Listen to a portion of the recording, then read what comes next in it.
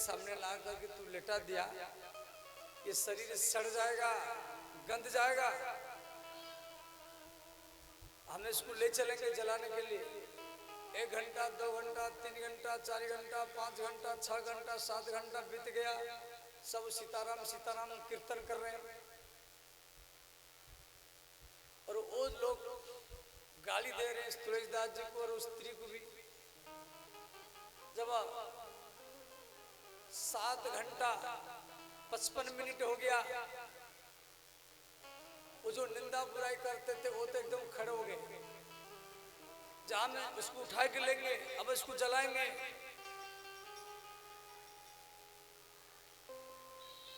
और कुछ लोग कीर्तन कर रहे हैं। और जब 8 घंटा हो गया और सब कीर्तन कर रहे हैं सीताराम सीताराम, और जैसे 8 घंटा हो गया, वो जो मरा हुआ व्यक्ति वो खड़ा होकर के वो भी सीताराम सीताराम करने लगा। और ये बात अकबर बादशाह को मालूम पड़ा, ये सच बात है, ध्यान देना। उस समय दिल्ली में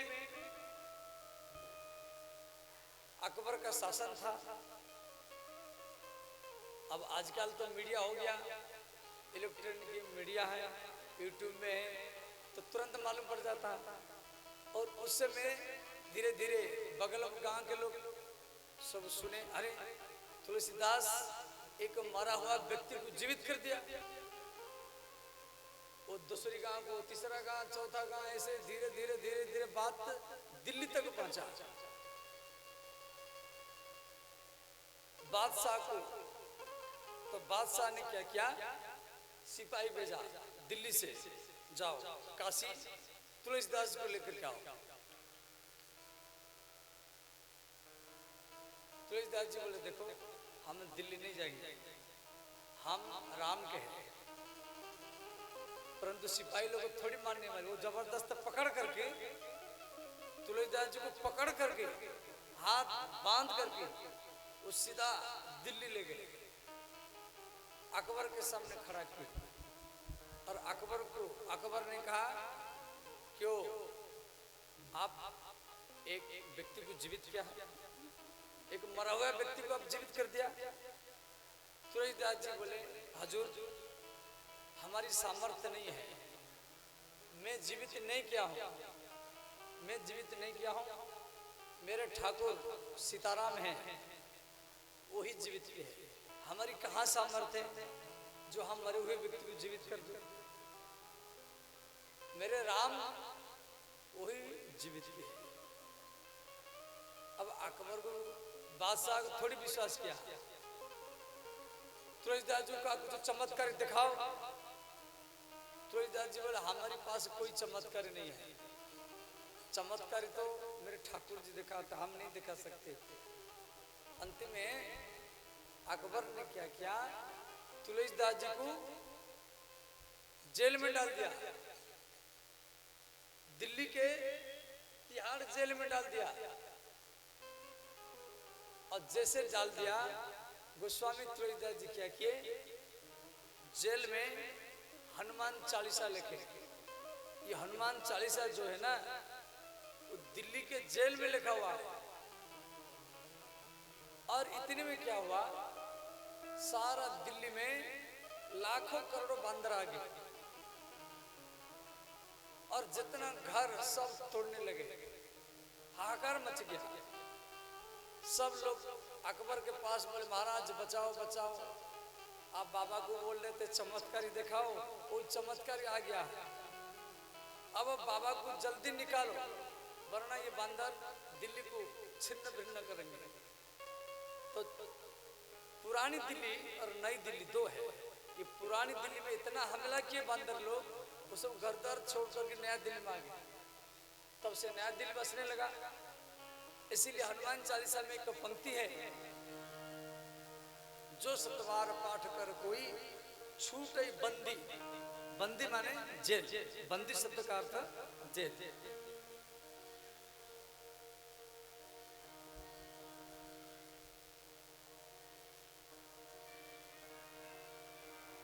जो सतवार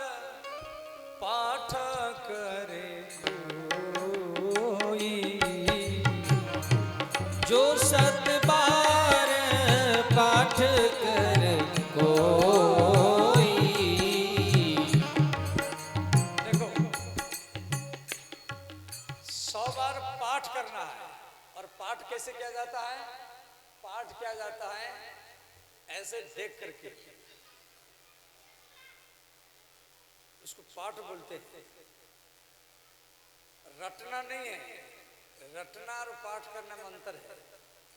बहुत व्यक्तियों को हनुमान चालीसा याद है, ऐसे बोलने से नहीं होगा, पढ़ना है। जो 100 बार पाठ करो कोई, 100 बार आपको पुस्तक लेकर पढ़ना पड़ेगा। जो 100 बार पाठ करे कोई, जो सत बार पाठ करे कोई, छूटई बंदी महासुख होई। छूटई बंदी महासुख होई। जय जय जय हनुमान गोसाई। जय जय जय हनुमान गोसाई। जय जय जय हनुमान गोसाई। जय जय जय हनुमान गोसाई। कृपा करहु गुरुदेव की नाई। कृपा करहु गुरुदेव की नाई। कृपा करहु गुरुदेव की नाई। कृपा करहु गुरुदेव की नाई।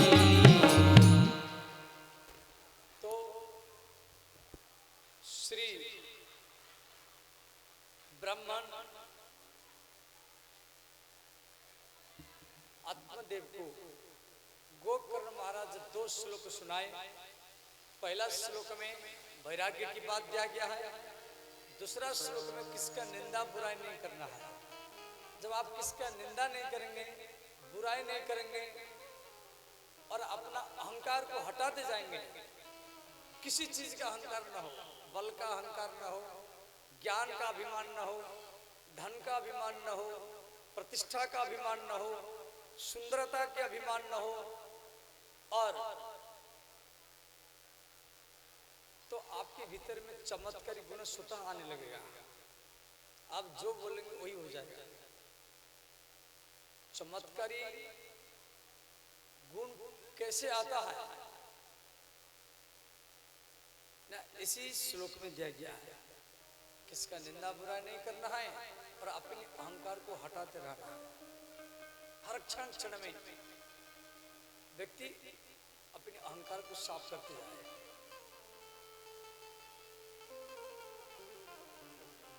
तो ब्राह्मण आत्मदेव को गोकर्ण महाराज 2 श्लोक सुनाए। आत्मदेव ब्राह्मण घर द्वार छोड़ के चले गए और बिहार में गया में वो जाकर के भागवत पाठ, ये चित्रकूट में जाकर के भागवत पाठ किए और भगवत धाम को प्राप्त हुए। गोकर्ण महाराज वो भी गया में जाकर की तपस्या की। घर में धुंधुकारी रहा, वो 5 विषयों को ला के रखा, चोरी करना, लुटना।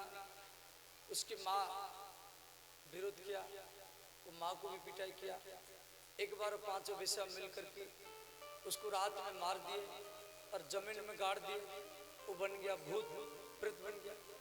देखो, व्यक्ति मरने से पहले उसका इच्छा मर जाना चाहिए। व्यक्ति मर गया परंतु उसकी इच्छा नहीं मरा, उसकी कामना नहीं मरा, उसकी वासना नहीं मरा और व्यक्ति मर गया, तो वो व्यक्ति भूत बनता है। भूत कौन बनता है? मैं ये करूं, वो करूं, वो करूं, वो करूं। ये सब मरने से पहले छूट जाना चाहिए। इच्छा का मारना, इच्छाओं को मारना, ये सबसे बड़ा संन्यास है। और व्यक्ति मर जाता है परंतु उसका इच्छा नहीं मरता, फिर व्यक्ति भूत बन जाता है। तो धुंधुकारी भूत बन गया, प्रेत बन गया। तो आत्मदेव ये गोकर्ण महाराज जी को जो मालूम पड़ा, जब मेरे भाई को 5 वेश्या मार दिए, तो वो जन्मभूमि वैकुंठ से भी प्रिय है। जननी माने माँ और जन्मभूमि जिस जगह में जन्म लिया, ये दोनों वैकुंठ से भी ज्यादा प्रिय होता है। ये बात को भगवान राम बोले, अपि स्वर्णमयी लंका न रोचते। लक्ष्मण, स्वर्णमयी लंका है जो सोने की है, पुष्पक विमान है, भैया ये मुझे अच्छा नहीं लग रहा। जननी जन्म भविष्य स्वर्गादपि गरीयसी। जननी और जन्मभूमि जिस जगह में जन्म लिया, ये दोनों वैकुंठ से भी महान होता है श्रोता। तो ब्राह्मण गोकर्ण महाराज अपनी माँ, उनका माँ कौन है? गैया। तो गैया के गर्भ से जन्म लेते। वो अपनी माँ को दर्शन करने के लिए, वो अपनी माँ को दर्शन करने के लिए गया से जन्मभूमि में आया। गांव के लोगों ने पूछे तो घर में कोई नहीं है, घर में कोई नहीं है। वो बेस्या सब चले गए थे। तो गांव के लोग बोले, गोकर्ण, आपकी माँ जो गो माता है, उसको आपका भाई धुंधुकारी वो गैया को बुरी तरफ से पीटा है, कभी हाथ से, कभी लात से, कभी डंडा से। वो गैया को मारता था और अंत में वो गैया को बेच दिया।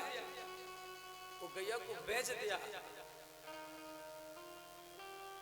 तो गोकर्ण महाराज जब ये बात सुने, जब मेरे मैया को धुंधुकारी बेच दिया, कि मेरा जन्म एक गैया की गर्भ से हुआ था, उसको हाथ लात से, डंडा से मारा, भूखे प्यास में रखा और अंतिम में एक कसाई के हाथ में बेचा।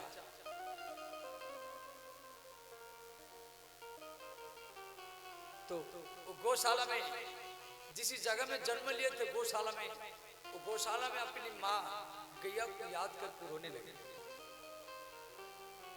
अंतिम रात में घर में रहे और वो भूत, वो जो प्रेत बना था धुंधुकारी, वो रात में कभी भैंसा के रूप में, कभी गधा के रूप में, कभी हाथी के रूप में इनको भयभीत किया। अच्छा, दूसरा कोई होता वो घर द्वार छोड़ के भाग जाता, परंतु गोकर्ण महाराज भागे नहीं, रात में भाग जाता। देखो, जो दूसरी को भय देता है उसको दूसरी से भय लगता है। जो दूसरी को दुख देगा उसको दुख मिलेगा। जो दूसरे को भय देगा उसको दूसरी से भय लगेगा। तो श्री गोकर्ण महाराज भयभीत नहीं हुए। वो थोड़ा सा जल लेकर के, गायत्री मंत्र पाठ करके और उसके ऊपर जल छीटे, तो वो प्रेत बोलने लगा।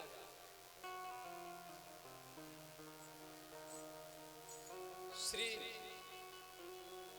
प्रेतुवाच अहम भ्राता त्वदीयस्मि धुंधुकारिति नामतः स्वकीयं नैव दोषेण ब्रह्मत्वं नासितं मया।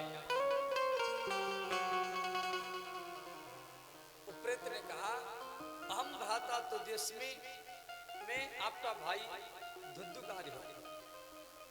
अपने पाप के कारण मैं प्रेत बन गया।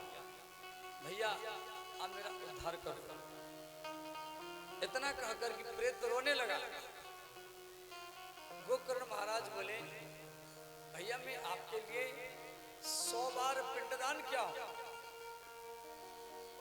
तो प्रेत ने कहा 100 बार नहीं, 1000 बार भी पिंडदान करे तो भी मेरा उद्धार नहीं होगा। मेरे लिए कोई दूसरा उपाय करो। तो गोकर्ण महाराज सूर्य भगवान के भक्त थे। भगवान सूर्य इनको बोले अब भागवत कथा बैठाओ। तो ये गांव में भागवत कथा बैठा है और गांव के लोग को आकर कथा सुने। वो प्रेत ने भी एक 7 गांठ का बांस था, उसी बांस में बैठकर कथा सुना।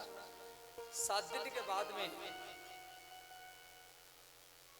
वो प्रेत सामने प्रकट हुआ और आकाश मार्ग से एक रथ विमान आया।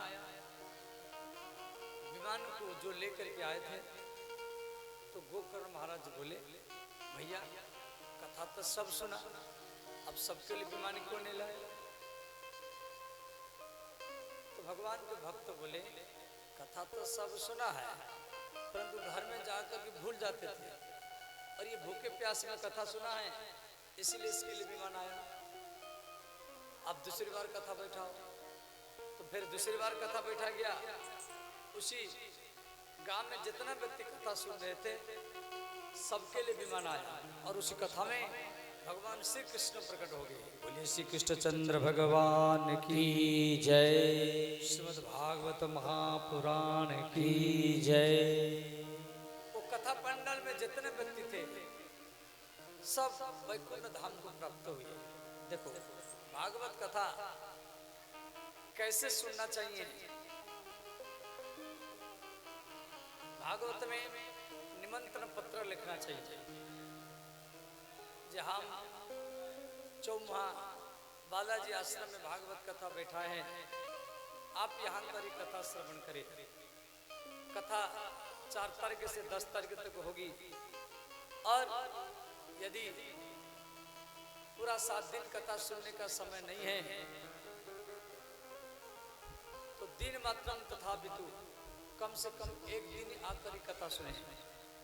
यदि 1 दिन कथा सुनने की समय नहीं है तो क्षण अत्रैव सुदुर्लभा, एक क्षण, 1 सेकेंड, 1 मिनट आकर के आप भागवत पंडाल में बैठ जाए तो जिस समय आप भागवत पंडाल में आके बैठ जाएंगे वही क्षण, वही समय आपको भगवान की गोदी में लेकर के ही बैठा देगा। यदि हम भागवत कथा में बैठेंगे तभी तो भगवान हमको अपना गोदी में बैठाएंगे। देखो भगवान भागवत के हर पन्ना में है, हर पेज में है और उनको हम जगा रहे हैं। व्यास गद्दी में बैठ करके हम उनको जगा रहे हैं और भगवान कृष्ण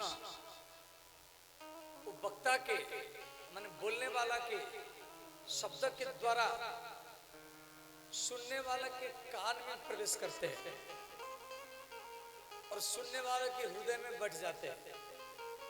जैसे आप लोग यहाँ बैठते हैं तो साफ करते, दरी बिछाते हैं, गंदगी साफ करते हैं और जो भगवान भागवत की पन्ना में पेज में है और वही आपके कान में घुस करके आपके हृदय में बैठेंगे तो आपके हृदय में जो गंदगी है स्वयं भगवान झाड़ू पकड़ेंगे और आपके हृदय में जो कामना, वासना, काम, क्रोध, लोभ, मोह, माया रूपी गंदगी है वो सारा गंदगी को ही साफ कर देंगे। सिर्फ शर्त इतना है, जब हम भागवत में बैठेंगे तभी तो भगवान हमारे दिल में बैठेंगे। देखो आप 3 घंटा फिल्म देखो, सोते समय में फिल्म का चित्र याद आएगा। 3 घंटा किसी नाचने वाला को बुलाओ, मथुरा से, हरियाणा से, उसको रात भर नचाओ, वो तो सुबह चला जाएगा, वो तो सुबह चला जाएगा। परंतु रात भर आपने उसको देखा है, आप दिन भर काम करेंगे, ट्रैक्टर चलाएंगे, रोटी बनाएंगे, तो भी आप उसका याद करेंगे। वो कैसे नाचता है उसको आपको याद आएगा। और 3 घंटा 4 घंटा भागवत सुनेंगे, सोते समय में भागवत का याद आएगा और मरते समय में याद आएगा। व्यक्ति जिस चीज को सुनेगा देखेगा वही चीज इसको मरते समय में याद आएगा। और मरते समय में भागवत का याद आएगा तो भगवत धाम को प्राप्त होंगे। मंच, मंच माने क्या? मचान। जैसे मंच है, ये तखत का मंच है, चौकी का मंच है नहीं, ये आपके दिल का मंच है, ये आपका विवेक का मंच है। आपके मन को, बुद्धि को, विवेक को लगाने के लिए इसको ऊंचा किया गया। मंच बिगड़ेगा तो व्यक्ति का मन बिगड़ेगा, और मन बिगड़ेगा तो उसका जीवन बिगड़ेगा, जिंदगी बिगड़ेगा, फिर देश बिगड़ेगा।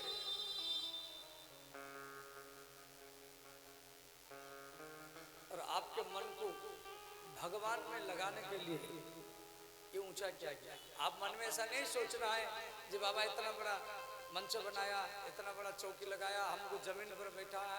नहीं नहीं, चौकी में बैठने वाला चौकीदार होता है और जमीन पर बैठने वाला जमींदार ही होता है।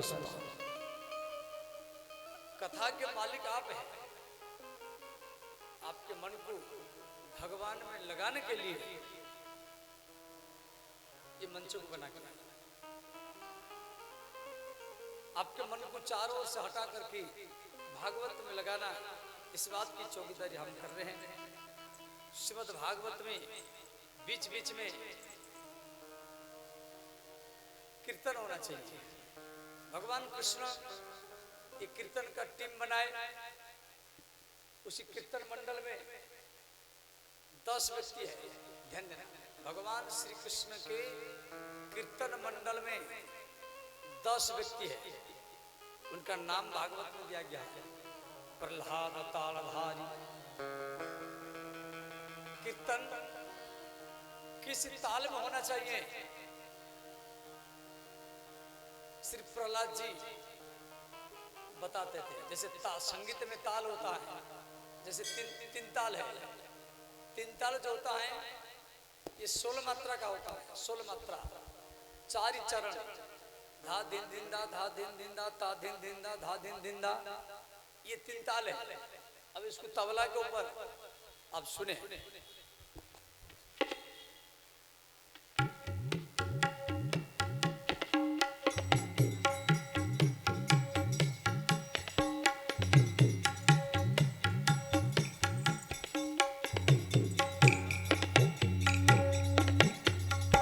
ये था 3 ताल।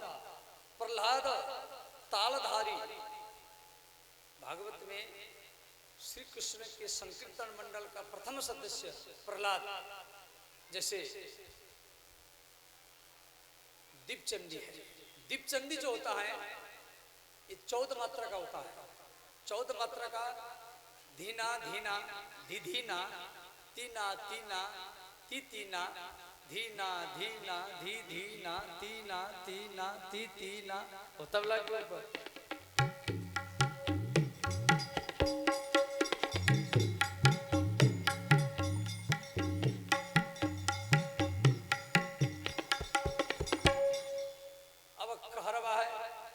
कहरवा जो होता है ये 8 मात्रा का होता है। 2 चरण, धागे नाती नक धीन, धागे नाती नक धीन, धागे नाती नक धीन, धागे नाती धीन, धागे नाती।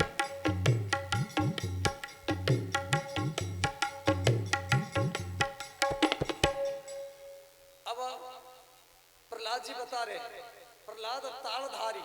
ताल, संगीत में ताल होता है। वाद्यम गीतम तथा नृत्यम संगीतम उच्यते। और ताल में जैसे दादरा ये 6 मात्रा का है। इसका 2 चरण है, धा धीना, धा धीना, धा धीना, धा धीना।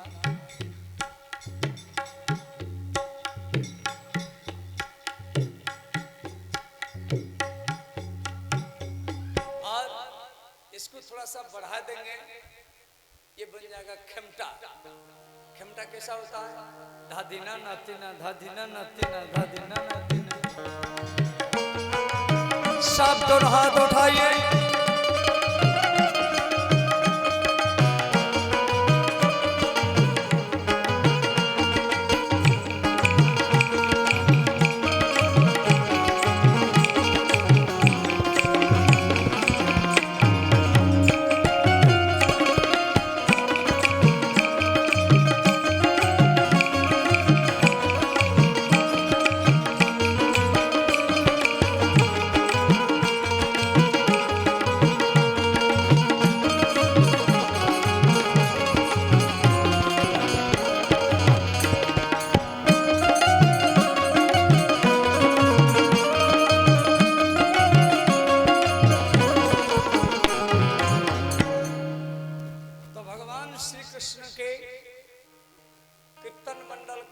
सदस्य प्रहलाद, भक्त प्रहलाद जो तबला बजाते थे, प्रहलाद तालधारी तरल गतितया च उद्धव कंसाधारी। कीर्तन मंडल में जैसे हमारे यहाँ महिला कीर्तन मंडल है और पुरुष कीर्तन मंडल है, साल भरी ये रात में कीर्तन करते रहते हैं। परंतु पहला कीर्तन मंडल, ये ब्रह्मांड का सबसे पहला कीर्तन मंडल भगवान कृष्ण ही बनाए और उसमें 10 व्यक्ति है, उनका नाम भागवत में दिया गया है। प्रहलाद तालधारी तलगतितया चौ उद्धव कंसाधारी। उद्धव जी मजीरा बजाते थे, मजीरा मजीरा से जाते ना, मजीरा मान करताल। और वीणाधारी सुरर्षि, नारद जी वीणा बजाते थे। और राग करता अर्जुन भूत, रागों के ज्ञाता अर्जुन। भगवान कृष्ण का मित्र अर्जुन कौन सा राग में कीर्तन होना चाहिए, जैसे संगीत में राग होता है, जैसे यमन राग निरेशा निरेगा मप मप गा रे निरेशा, ये यमन राग है। अब शिवरंजनी राग सारे गा पा धा सा सा धा पा गा रे सा, ये शिवरंजनी राग है। ऐसे बहुत राग है, केदार राग, मेघमल्ला राग, दीपक राग, भोपाली राग, वृंदावन सारंग राग, भैरव राग। मन किसी समय में कैसा राग चलाना है, जो संगीत पढ़ते हैं, जो विद्यालय में, उन सब को सब मालूम होता है। तो ये अर्जुन बताते थे जे अब शाम का समय है, यमन राग में चलना चाहिए, सुबह का समय है, भैरव राग में कीर्तन होना चाहिए, रात का समय है, शिवरंजनी राग में कीर्तन होना चाहिए। समझ इंद्रवाद मृदंगम, इंद्र मृदंग बजाते थे, मृदंग जो मिट्टी का होता है। और कीर्तन के बीच में जय हो जय हो जय हो जयकर बोलना चाहिए। तो जयकर कौन बोलेगा? तो सनकादि मुनि, सनक, सनंदन, सनातन, सनत कुमार, ये चारों भाई हैं, 5 वर्ष के बच्चे जैसे लगते हैं। तो उनको जयकर लगाने का सेवा दिया गया। जब आप कीर्तन में जयकर लगाएंगे, अच्छा जयकर लगाने से क्या लाभ है? भागवत में दिया गया है 18 पुराण को, 18 पुराण में 4 लाख श्लोक है। स्कंद पुराण 81,100 श्लोक, पद्म पुराण 55,400 श्लोक, शिव पुराण 24,000 श्लोक, विष्णु पुराण 23,000 श्लोक, गरुड़ पुराण 19,000 श्लोक, भविष्य पुराण 14,000 श्लोक। ये 18 पुराण में 4 लाख श्लोक है। 18 पुराण को और 4 वेदों को अध्ययन करो, रामायण को, 18 पुराण को, चारों वेदों को अध्ययन करो, जितना लाभ मिलेगा एक बार जयकर बोलने से इतना लाभ ही मिल जाता है। सुधा कीर्तन के बीच में नृत्य कौन करेगा? तो नृत्य करने का सेवा श्री सुखदेव जी को दिया गया। यत्राग्रे भावक्त सरसरचनचया व्यास पुत्रो बभुवः। इस प्रकार भगवान श्री कृष्ण का संकीर्तन मंडल है।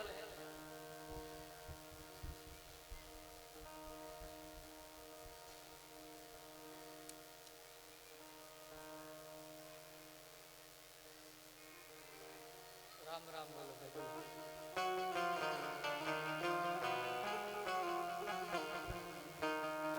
राम राम बोलो भाई, राम राम राम राम बोलो भाई, राम राम बोलो। कृष्ण कृष्ण बोलो भाई, कृष्ण कृष्ण बोलो। कृष्ण कृष्ण बोलो भाई, कृष्ण कृष्ण बोलो। राधा राधा बोलो भाई, राधा राधा बोलो। राधा राधा बोल भाई, राधा राधा बोल। हरि हरि बोलो भाई, हरि हरि बोल। हरि हरि बोल भाई, हरि हरि बोल। हरि हरि बोलो भाई, हरि हरि बोल। हरि हरि बोल भाई, हरि हरि बोल। राधा राधा बोलो भाई, राधा राधा बोल। राधा राधा बोल भाई, राधा राधा बोल। मुकुंद माधव गोविंद बोल। केशव माधव हरि हरि मुकुंद माधव गोविंद बोल। केशव माधव हरि हरि बोल। मुकुंद माधव गोविंद बोल। केशव माधव हरि हरि बोल। मुकुंद माधव गोविंद बोल। केशव माधव हरि हरि बोल। सब गाइए, दोनों हाथ उठा कर गाइए।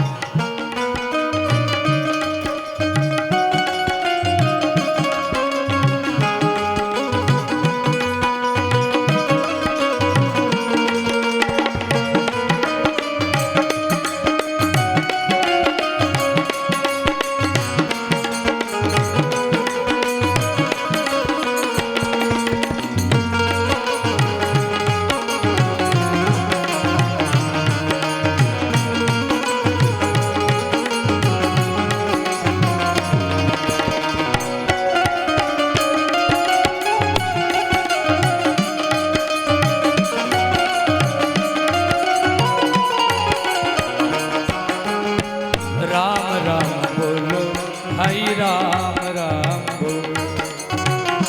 राम राम बोलो भाई, राम राम बोलो। हरि हरि बोलो भाई, हरि हरि बोलो। हरि हरि बोल भाई, हरि हरि बोल। राधा राधा बोलो भाई, राधा राधा बोलो। राधा राधा बोल भाई, राधा राधा बोल। कृष्ण कृष्ण बोलो भाई, कृष्ण कृष्ण बोलो। कृष्ण कृष्ण बोल भाई, कृष्ण कृष्ण बोल।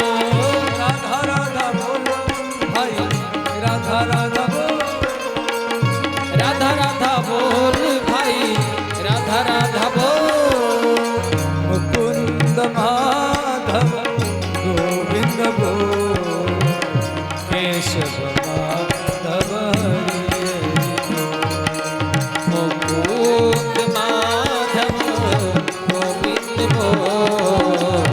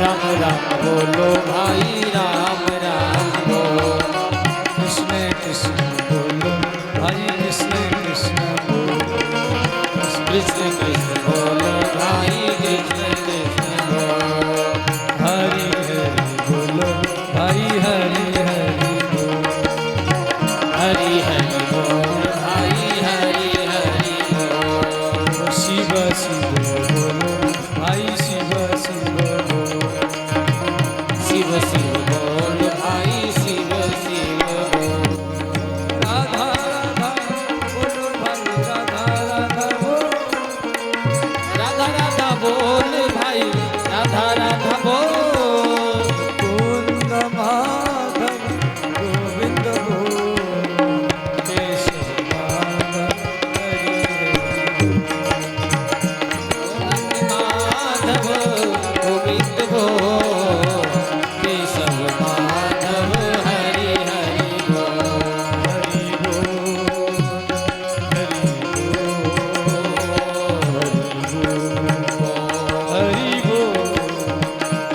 हरि बोल हरि बोल हरि बोल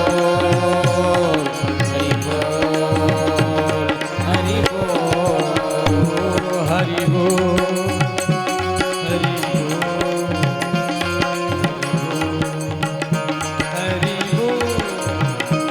हरि बोल हरि बोल हरि बोल हरि बोल हरि बोल हरि बोल हरि बोल हरि बोल हरि बोल यदि श्रीमद्भागवते परमहंस संहितायां स्कंद पुराणे षष्ठ अध्याय समाप्तः। ओम तत्सत् श्री गणेशाय नमः। अथो प्रथम स्कंदः प्रथम अध्यायः। अब इस श्लोक को सब पाठ करें, सब हाथ जोड़ लीजिए, सब हाथ जोड़े, भगवान श्री नारायण का ध्यान करें। ओम नारायणं नमस्कृत्य ॐ नारायणं नमस्कृत्य ओम नारायणं नमस्कृत्य ॐ नारायणं नमस्कृत्य नरं चैव नरोत्तमं नरं चैव नरोत्तमं नरं चैव नरोत्तमं नरं चैव नरोत्तमं देवीं सरस्वतीं व्यासं देवीं सरस्वतीं व्यासं देवीं सरस्वतीं व्यासं देवीं सरस्वतीं व्यासं ततो जयम् उदीरयते। ततो जयम् उदीरयते। ओम नमो भगवते वासुदेवाय। ॐ नमो भगवते वासुदेवाय। भागवत की शुरू में 6 प्रश्न दिया गया है। अवतार कितना है, भगवान क्या क्या लीला किए, कल्याण क्या है, कल्याण का साधन क्या है, और भगवान परम धाम चले जाने के बाद में धर्म किसके शरण में गया। ये 6 प्रश्न भागवत की शुरू में दिया गया है। और जन्मादस्य यतः अन्यादि इतरतचार्थ सा विज्ञम स्वराट, भागवत का शुरुआत जक्षर में शुरू हुआ है। ध्यान देना, अवतार माने अवतरेति इति अवतारः। प्रथम अवतार है सनकादि अवतार। सनक, सनंदन, सनातन, सनत कुमार, ये 5 वर्ष उम्र में रहते हैं। इनके ऊपर काल का कोई प्रभाव नहीं। क्यों? ये हरदम कथा सुनते रहते हैं, इसलिए काल का प्रभाव नहीं है। दूसरा अवतार है बराहावतार। बराहावतार ये नेपाल में हुआ है, इनकी कथा आप कल सुनेंगे। और तीसरा अवतार है श्री नारद अवतार। नारद जी को भागवत में अवतार माना गया है, जो समाज को मिलाता है, समाज में समभाव सद्भाव पैदा कराता है, वो नारद होता है। हम लोग उल्टा अर्थ करते हैं, जो समाज को बिगाड़ता है, भेद बुद्धि पैदा कराता है, वो नारद नहीं। जो समाज में सद्भाव, समभाव, समन्वय भाव पैदा करता है, उसको नारद कहा जाता है। चौथा अवतार है श्री बद्रीनारायण या नरनारायण। बद्रीनारायण आप गए होंगे। बद्रीनारायण में दो पहाड़ है, दोनों पहाड़ के बीच में मंदिर है। एक पहाड़ का नाम है नर, एक पहाड़ का नाम है नारायण। नर और नारायण नाम का दो पहाड़ है, उसी बीच में बद्रीनारायण का मंदिर है। बोले श्री बद्रीनारायण भगवान की जय। ये भगवान का चौथा अवतार। पांचवा अवतार कपिल अवतार। कपिल अवतार जो गंगा सागर में है। आप लोग गंगा सागर यात्रा करते हैं, सब तीर्थ बार बार, गंगा सागर एक बार। इस प्रकार कपिल भगवान आज भी वहाँ तपस्या करते हैं आपके कल्याण के लिए। और ये भगवान का पांचवा अवतार। और छठवां अवतार दत्तात्रेय अवतार। दत्तात्रेय अवतार ये चित्रकूट में हुआ। सती अनुसुया, अनुसुया के पुत्र दत्तात्रेय, इनके 3 मस्तक है। दत्त माने देना, त्रय माने 3, ब्रह्मा विष्णु शिव। इन तीनों के द्वारा ये तीनों आकर के सती अनुसुया के पुत्र बने, इसलिए भगवान का नाम पड़ा दत्तात्रेय। दत्त शब्द का अर्थ देना और त्रय माने 3, ब्रह्मा विष्णु शिव। इन तीनों आकर के बालक रूप में जन्म लिए तो नाम पड़ा दत्तात्रेय। बोले श्री दत्तात्रेय भगवान की जय। इनकी कथा अंतिम दिन माने 10 तारीख को आप लोग सुनेंगे। और श्री 7वां अवतार यज्ञ अवतार। आप जो यज्ञ करते हैं, प्राणाय स्वाहा, पानाय स्वाहा, व्यानाय स्वाहा, समानाय स्वाहा, उदानाय स्वाहा, ये यज्ञ भगवान, ये भगवान के 7वां अवतार। यज्ञ में जो दक्षिणा देते हैं, ब्राह्मण देव बोलते हैं द्रव्य दक्षिणा में समर्पयामि। कुछ लोग मन में सोचते हैं भाई पूजा करना है, दक्षिणा चढ़ाना क्या जरूरत है। नहीं नहीं, दक्षिणा जो है ये यज्ञ भगवान की पत्नी है, समझ गए। यज्ञ भगवान की पत्नी का नाम है दक्षिणा है। ऐसा मन में नहीं सोचना है पूजा करना है, दक्षिणा चढ़ाना क्या जरूरत है। ब्राह्मण लोग, पंडित लोग रुपया को लेने के लिए दक्षिणा चढ़ाते हैं, ऐसा नहीं सोचना है। ऐसा सोच लेंगे तो आपका पूजा का लाभ नहीं मिलेगा। देवी भागवत में इसकी कथा बड़ा विस्तार में दिया गया है। और दक्षिणा ये भगवान की पत्नी है। और श्री 8वां अवतार ऋषभदेव अवतार। भगवान ऋषभदेव हमारी सनातन धर्म के 8वां अवतार है और इनसे जैन धर्म का उत्पत्ति हुआ। और इनके पुत्र का नाम है भरत, जिनके नाम पर इसी देश का नाम पड़ा भारत। ये भारत भागवत में जो भारत का वर्णन दिया गया है, हिमालयात समारंभम यावत इंदु सरोवरम आद्यंतक्षर उच्च, ये आद्यंतक्षर मिलित्वा हिंदुस्तान उच्चते। माने भारत से 15 देश बना है।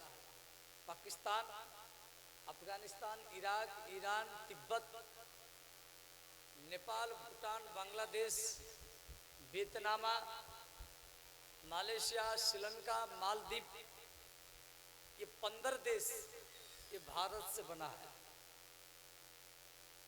और जो भागवत में जो वर्णन दिया गया है, तो ये कथा भागवत की 5वें स्कंद में आप लोग सुनेंगे। और श्री 9वां अवतार पृथु अवतार। भगवान पृथु पृथ्वी को बेटी बनाए थे। 10वां अवतार मछली अवतार। भगवान भारत की केरल में, अब केरल में बहुत लोग, प्राय केरल मुस्लिम प्रांत बन गया है। केरल स्टोरी, वहाँ के सब हिंदुओं के लड़कियों को मुसलमान के लड़के भगा करके ले जाते हैं और बने विदेश आतंकवादी बना देते हैं। तालिबान अफगानिस्तान, पाकिस्तान भेज देते हैं। केरल स्टोरी ये तो उसी केरल में जगतगुरु शंकराचार्य जी का जन्म भी है। जगतगुरु शंकराचार्य जी ये केरल के थे। केरल के पुण्या नदी कालंदी ग्राम में उनका जन्म स्थान था। और केरल में मत्स्य नारायण भगवान का मंदिर भी है। भगवान मछली का रूप वहां बनाए थे। बोले श्री मत्स्य नारायण भगवान की जय। और 11वां अवतार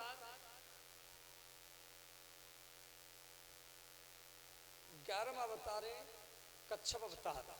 भगवान कछुआ का रूप बनाए थे। जब मंदार पर्वत समुद्र मंथन में मंदार पर्वत डूबने लगा तो भगवान कछुआ का रूप बना करके अपनी पीठ में धारण किए।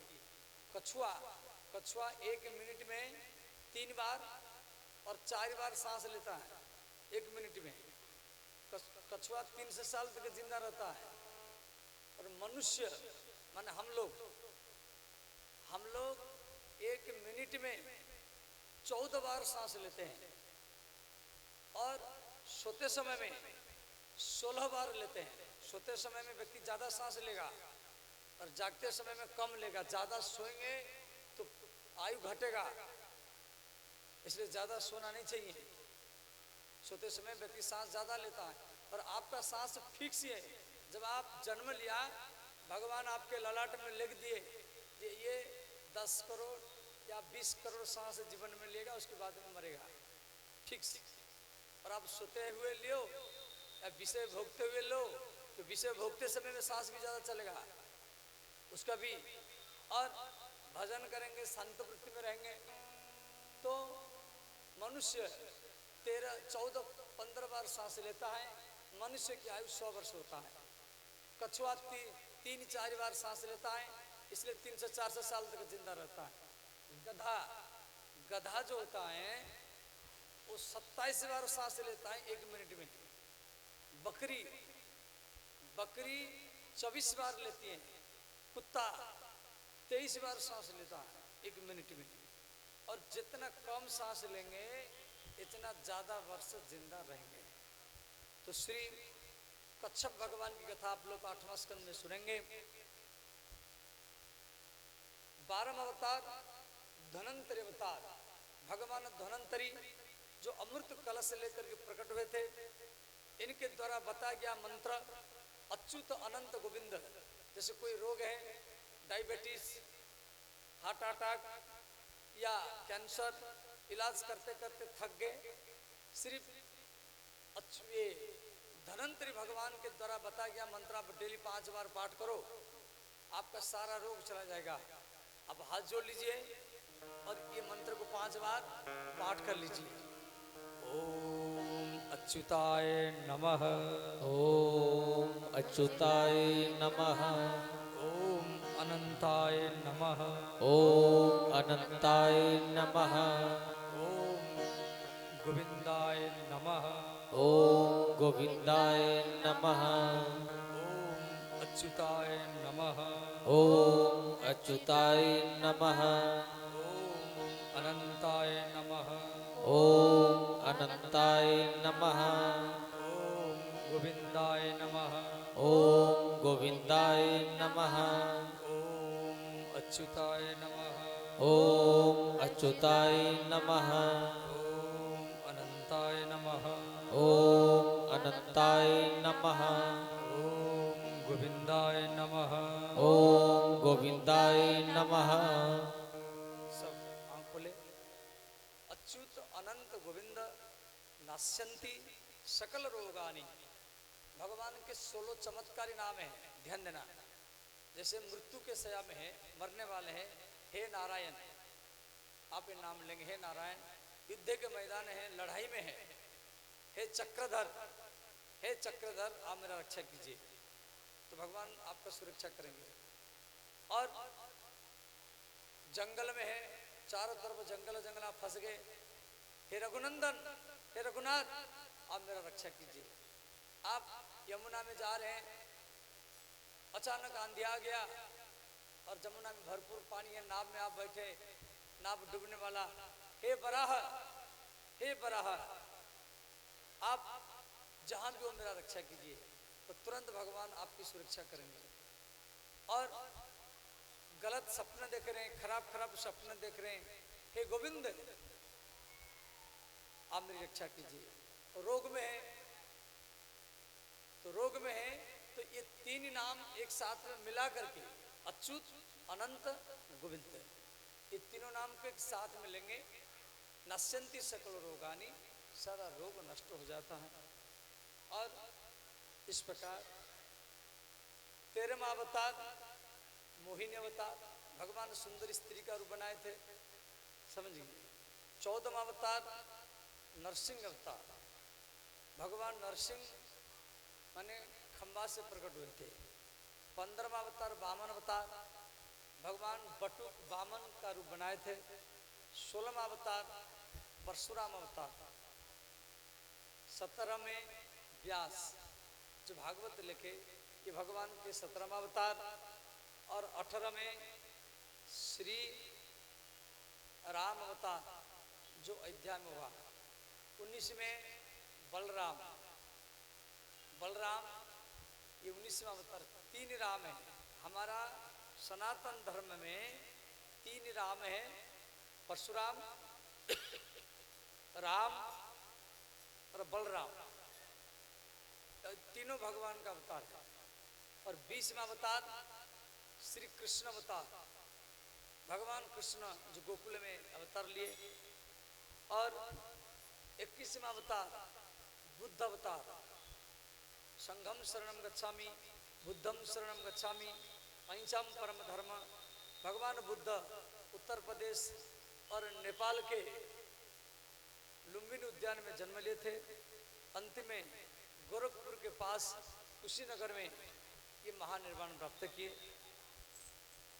22वां अवतार कल के अवतार, कल के अवतार संबल ग्राम में विष्णु शर्मा नाम का एक ब्राह्मण होगा।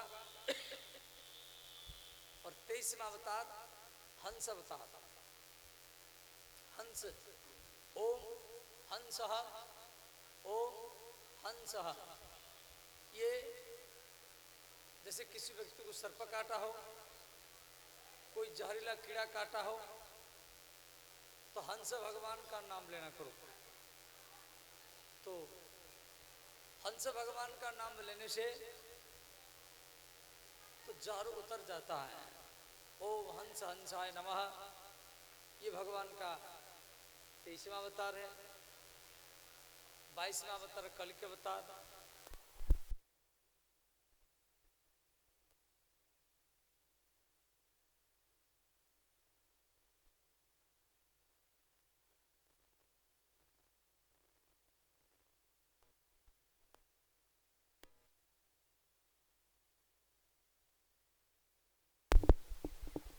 चौबीसवां अवतार हयग्रीव अवतार।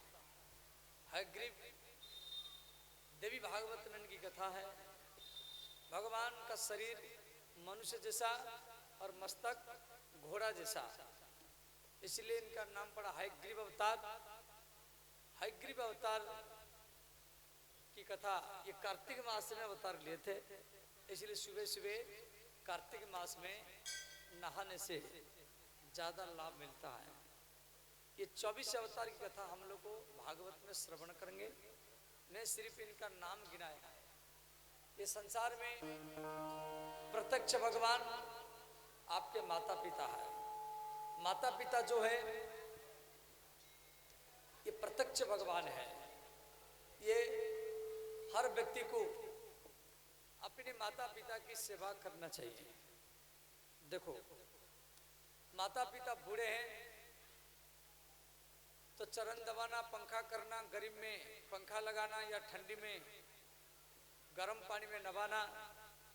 माता पिता लैट्रिन बाथरूम में है तो ये किवाड़ के पास में खड़े रहना चाहिए। और माता पिता मान लो लैट्रिन में गिर गए, सिर टकरा गया, आंख चला गया, पैरालिसिस हो जाएगा, जिंदगी भरी कमा लगाते रहो रुपया। इसलिए संसार में प्रत्यक्ष भगवान आपके माता पिता है। माता पिता की सेवा करना ही सबसे बड़ा धर्म है। कई व्यक्ति माता पिता जीवित हैं, माता पिता जीवित हैं तो उनको 5 रुपया के रसगुल्ला नहीं खिलाते, लड्डू नहीं खिलाते। और माता पिता मरने के बाद 5-5 लाख रुपया की पुआ बनाते हैं। और पुआ जो बनाते हैं वो होड़ बुद्धि में बनाते हैं। देखो मैं पूरा गांव को किया हूँ, मैं पूरा थोक किया हूँ, देखो इतना पुआ बनाया हूँ। माता पिता जीवित हैं तो 5-10 रुपया के रसगुल्ला मिठाई नहीं खिलाते, और मरने के बाद में 5-5 लाख 10-10 लाख रुपए की पुआ बनाते हैं। मरने के बाद में बनाइए, मना नहीं है, परंतु होड़ बुद्धि में नहीं बनाना है। और माता पिता का सेवा करना, ये सब जो जिसको माता पिता में, जिसको अपने माता पिता में भगवान का दर्शन नहीं होता है, उसको किसी भी मंदिर में भगवान का दर्शन नहीं होगा। सुबह आप अपनी पत्नी के पास रहिए, मना नहीं है, पत्नी के पास में तो जिंदगी भर रहना है। फिर भी बूढ़े माता, बूढ़ी वृद्ध माता पिता, उनके पास बैठना करो, कोई मोबाइल में बात करो उनके साथ, आपके माता पिता खुश हो जाएंगे जो पुत्र अभी भी मेरा है। और आप अपनी पत्नी के हाथ से, आप अपनी पत्नी के हाथ से कितना भी भोजन पाओ, पेट तभी भरेगा जब माँ के हाथ से भोजन करे। देखो यदि भगवान भी हो और एक बगल में माँ भी हो, एक बगल में माँ भी खड़ी है और भगवान भी खड़े हैं, तो पहले माता को प्रणाम करना है। यदि माता आपको जन्म नहीं देती तो भगवान कैसे मिलते? इसीलिए इस संसार में प्रत्यक्ष भगवान आपके माता पिता है। और श्री गणेश जी की बात लाइए, भगवान शिव पार्वती गणेश कार्तिकेय को बोले ये सब तीर्थ करके आओ। कार्तिकेय क्या किए? वृंदावन, अयोध्या, काशी, हरिद्वार, ऋषिकेश, केदारनाथ, बद्रीनाथ, गंगोत्री, जमुनोत्री घूमने के लिए चले गए मयूर के ऊपर बैठ करके। और गणेश जी क्या किए? गणेश जी मोटे हैं, चूहा में बैठेंगे चूहा भी भाग नहीं सकता, तो बोले हम चूहा में बैठेंगे चूहा भी मर जाएगा। तो गणेश जी क्या किए? थोड़ा रोली मोली चावल लिए, शिव पार्वती के चरण को धोए, जल पिए, तिलक किए, 7 परिक्रमा किए, 7 बार फूल अर्पण किए, आरती किए, साष्टांग प्रणाम किए, लेट के प्रणाम किए। शिव पार्वती को बोले पिताजी माताजी मैं सब तीर्थ करके आ गया हूँ। शिव जी बोले बेटा तो हमारी चारों तरफ घुमा, तेरे भैया कार्तिकेय गंगा यमुना सिंधु कावेरी गंगा सागर घूमने के लिए गया, आप जाओ। गणेश जी बोले पिताजी ये जितना वृंदावन है, अयोध्या है, हरिद्वार, ऋषिकेश, बद्रीनाथ, गंगोत्री, जो ये सब तीर्थ है, ये सब तीर्थ है, और माता पिता तीर्थ नहीं महातीर्थ है, इसलिए मैं आपके चारों तरफ ही परिक्रमा किया।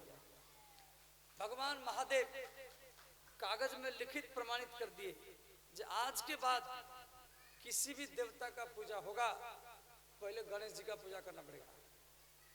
गणेश जी अग्र पूज्य हुए, समाज में प्रथम पूजा गणेश जी का होता है। ब्याह करो, शादी करो, शिव चतुर्दशी करो या देवी मैया का पूजा करो, पहले गणेश जी का पूजा करना पड़ेगा।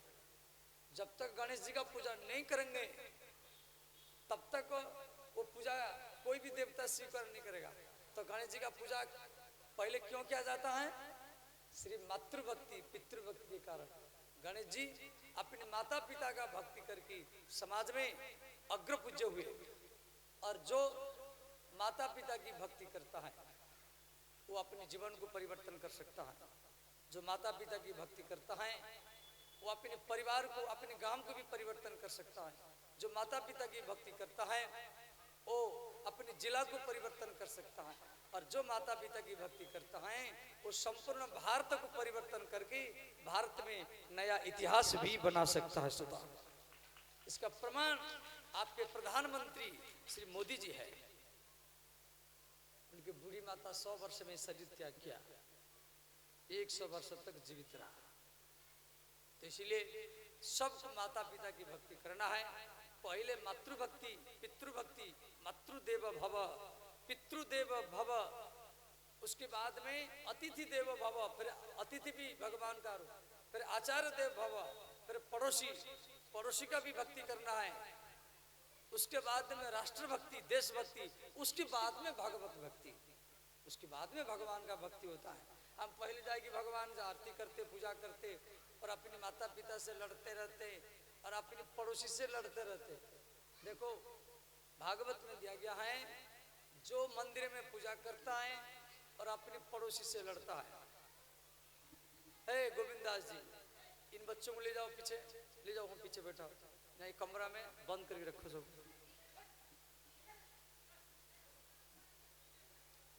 ध्यान देना।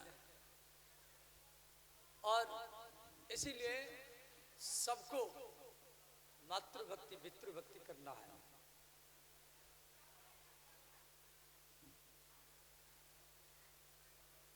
श्री परशुराम श्रवण कुमार मातृभक्ति पितृभक्ति के कारण श्री राम जी की बात लाइए, भगवान राम का समाज में प्रभाव क्यों पड़ा? श्री मातृभक्ति और पितृभक्ति के कारण।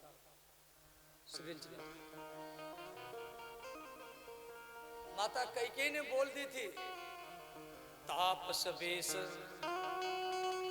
विशेषी उदासी 14 वर्ष राम बनवासी।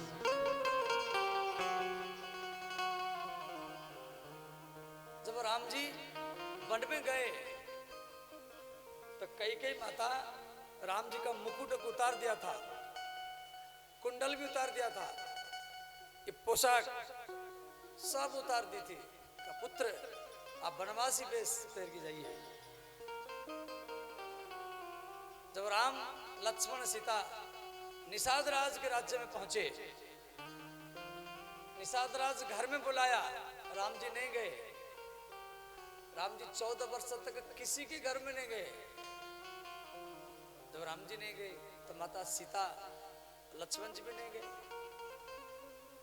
पेड़ के नीचे विश्राम किए।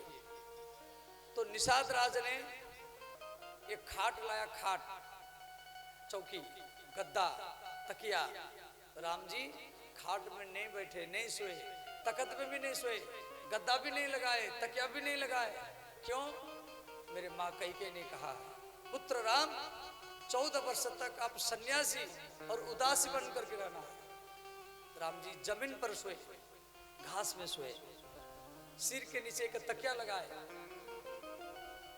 प्रातःकाल हुआ, भगवान राम गंगा में नहाए, लक्ष्मण जी भी नहाए, माता सीता भी नहाई, आधा वस्त्र पहन करके नहाए। क्यों? राम जी जाते समय में एक मुट्ठी चावल, एक मुट्ठी चूड़ा भी नहीं लेके नहीं गए। आप दिल्ली जाते हैं, दूसरा कपड़ा लेके जाते हैं। आप गिरिराज परिक्रमा करने के लिए जाते हैं, 84 कोस परिक्रमा करने के लिए जाते हैं 7 दिन के लिए, दूसरा तीसरा कपड़ा लेके जाते हैं, सतुआ लेके जाते हैं, मुढ़ी चूड़ा लेके जाते हैं। 7 दिन रहेंगे, खाएंगे, दूसरा कपड़ा पहनेंगे। राम जी 14 वर्ष के लिए वन में गए, एक मुट्ठी सतुआ लेके नहीं गए। कैकेयी ने मना की दी, और एक कपड़ा भी लेके नहीं गए। जो कपड़ा पहन रखे उसी कपड़ा में चले गए। और जब गंगा में नहाए तो गीला कपड़ा पहन करके बैठे। निषाद राज देख करके रोने लगा। तो निषाद राज ने राम के लिए कंगी लाया, कंगी, शीशा, तेल। राम जी मना किए, बोले मित्र, मैं 14 वर्ष तक अपने सिर पर कंगी लगा नहीं सकता और तेल भी लगा नहीं सकता, शीशा में मुख भी देख नहीं सकता। मेरे लिए बरगद पेड़ का दूध लाओ। तो निषाद राज ने एक कटोरी में वट वृक्ष के बरगद पेड़ के दूध लेकर के आया। तो राम जी लक्ष्मण को बोले, भैया लक्ष्मण, 14 वर्ष तक वन में रहना है, ये शीशा कंगी कहां से आएगा? इसीलिए केश को जटा बना जाए। तो राम जी अपने हाथ में लक्ष्मण के केश को पहले जटा बनाए, उसके बाद में भगवान राम अपने केश को जटा बनाए। गोस्वामी तुलसीदास जी रामचरितमानस में लिखे हैं, हो तो प्रातः बट क्षीर मगाबा, होत प्रात बट क्षीर मगाबा,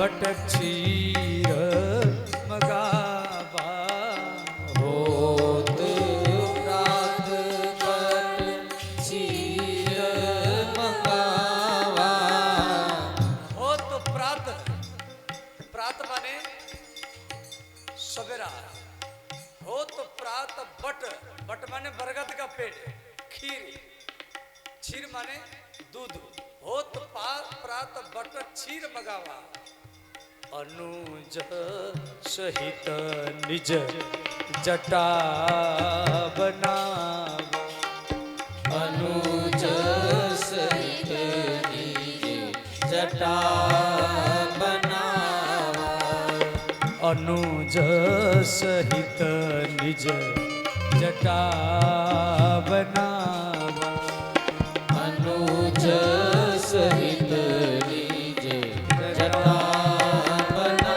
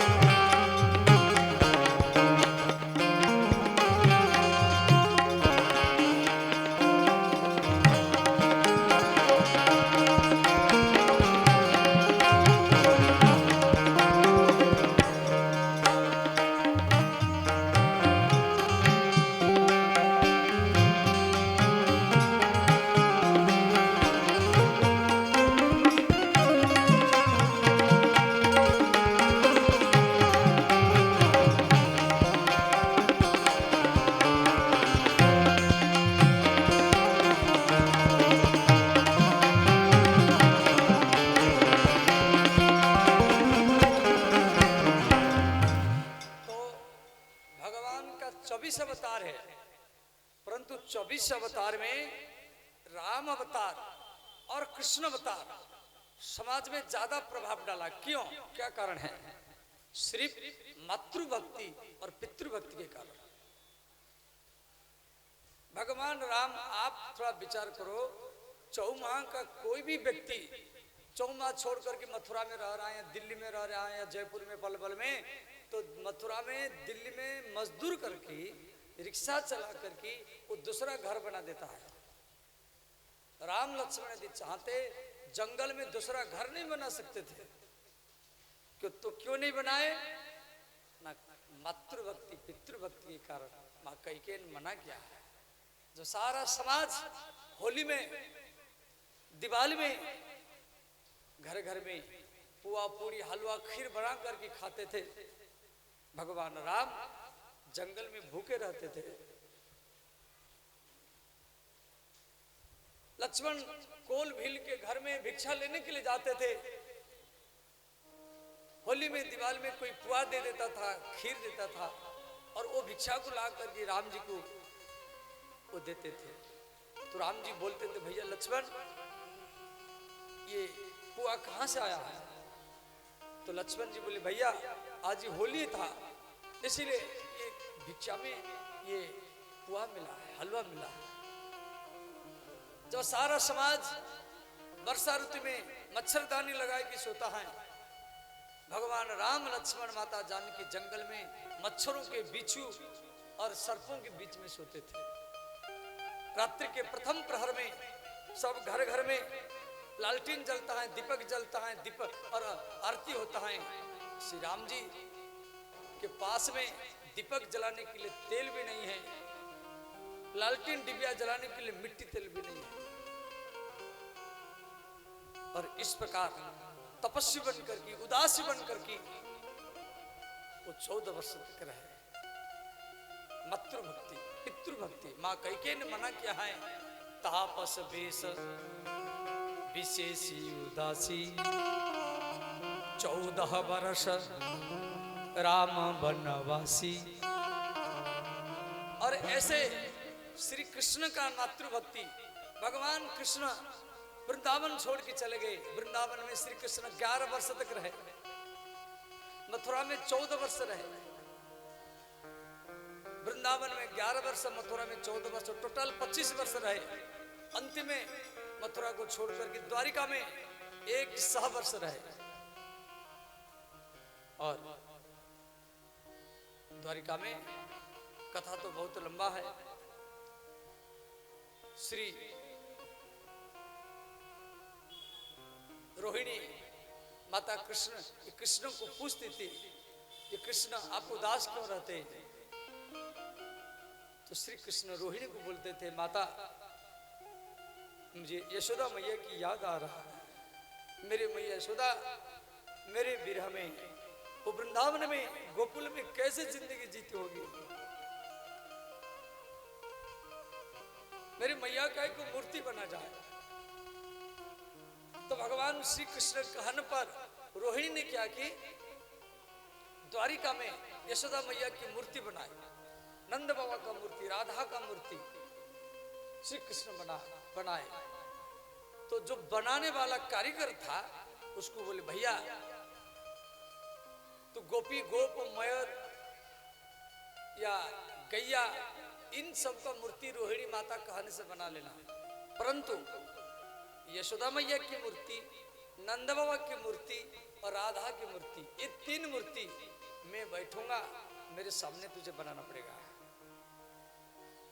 तो मिस्त्री कारीगर सब मूर्ति बना दिया। भगवान श्री कृष्ण द्वारिका में एक नकली वृंदावन बनाए थे, वृंदावन का एक नकली ढांचा बनाए थे। तो यशोदा मैया का मूर्ति जब बनाया गया तो श्री कृष्ण बार बार मिस्त्री को बार बार बोलते थे, भैया ये आंख थोड़ा सुधारो, ये नाक थोड़ा सुधारो। मेरे मैया यशोदा का आंख ऐसा है, नाक ऐसा है। और भगवान कृष्ण रुक्मिणी के पास में सोते थे और रात्रि में रुक्मिणी को छोड़ करके वो रोते हुए यशोदा मैया की मूर्ति के पास में चले जाते थे और पकड़ करके चिपट जाते थे, लिपट जाते थे। तो श्री कृष्ण के भीतर में मातृभक्ति, राम के भीतर में मातृभक्ति के कारण समाज में उनका ज्यादा प्रभाव पड़ा। तो भगवान के 24 अवतार है और 24 अवतार जब जब होई धर्म की हानि, बाढ़ असुर धर्म अभिमानी। राम सिया राम जय जय राम। राम सिया राम जय जय राम। तब तब प्रभु धरि विविध शरीरा,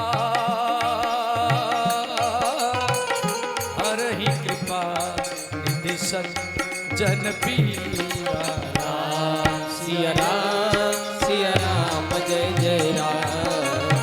राम सिया राम जय जय राम। जय जय राम कहने सुन भाई राम कहने। जय जय राम कहानी सुन भाई राम कहानी। जय जय राम कहने सुन भाई राम कहने। जय जय राम कहानी सुन भाई राम कहानी। इसे सुनकर मिट जाता है, इसे सुनकर मिट जाता है जन्म जन्म कर हानि। जय जय राम कहानी सुन भाई राम कहानी। जय जय राम कहानी सुन भाई राम कहानी। जय जय राम कहानी सुन भाई राम कहानी। जय जय राम कहानी सुन भाई राम कहानी। ओ जब जब होई धर्म के हानि, बाढ़ असुर धर्म अभिमानी। राम सिया राम जय जय राम। राम सिया राम जय जय राम। इस प्रकार कथा को यहाँ तक हम चर्चा किए। कल कथा को हमको वामन भगवान तक लेना है, समझ गए। कल मैं वामन भगवान का अवतार कराऊंगा और परसों राम जन्म कृष्ण जन्म कराऊंगा। सब हाथ जोड़ लीजिए। ओम भूर्भुवस्वः ओम भूर्भुवस्वः तत्सवितुर्वरेण्यं तत्सवितुर्वरेण्यं भर्गो देवस्य धीमहि भर्गो देवस्य धीमहि धियो यो नः प्रचोदयात् धियो यो नः प्रचोदयात्। ओम शांति शांति शांति। ओम शांति शांति शांति। बोले श्रीमद् भागवत महापुराण की जय। श्री व्यासदेव भगवान की जय। सुखदेव जी महाराज की जय। बालाजी महाराज की जय। श्री कृष्ण बलराम भगवान की जय। द्वादश ज्योतिर्लिंग की जय। ब्रह्मा जी महाराज की जय। जजमान परिवार की जय। हर हर महादेव। ये बच्चे डांस करेंगे। लगा लगा लगा जल्दी लगा जल्दी लगा।